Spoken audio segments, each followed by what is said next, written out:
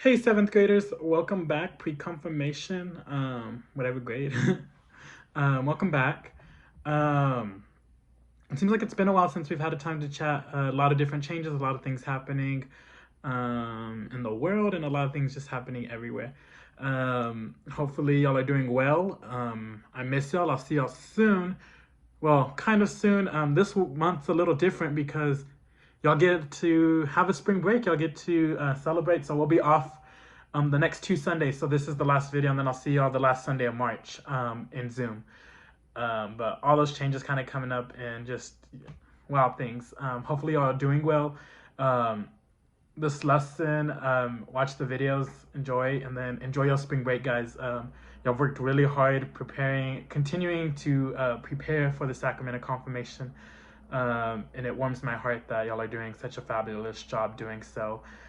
So y'all deserve every bit of the break. Enjoy your family, enjoy your friends, enjoy the time off from school and being able to decompress and just kind of relax. Because again, y'all deserve everything and more.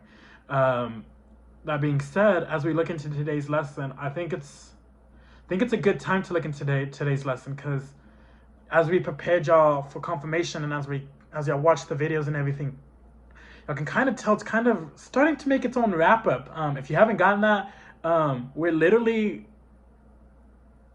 3-4 Sundays out until we're done.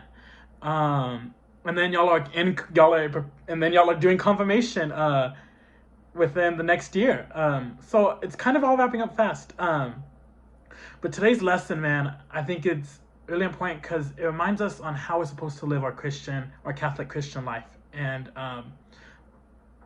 yeah.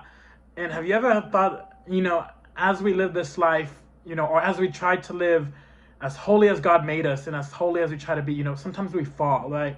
Or sometimes we don't know what to do in that moment. And have you ever been thought of the question of like, what would Jesus do, right? Like the WWJD, what would Jesus do, right? We ask ourselves that all the time. Well, at least whenever I was in junior high and high school, I did. But hopefully I'll do too. But like, what would Jesus do, right? And it's in those moments where it's, Jesus, what are you calling me to do? If you were in this same situation, what would you do, right? And I think that question's hard sometimes because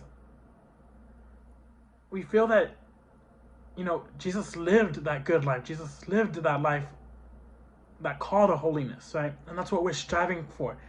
And sometimes it may seem impossible to us because we don't feel adequate or equipped to do his calling and his mission. And that's where we're wrong. That Jesus has prepared us he's given us all the tools and he's given us all the guidelines, and he's literally labeled it in black and white for us to say, this is what I'm calling you to do, and this is what I want from you to do. So think about that question. What would Jesus do in this situation as you watch these videos?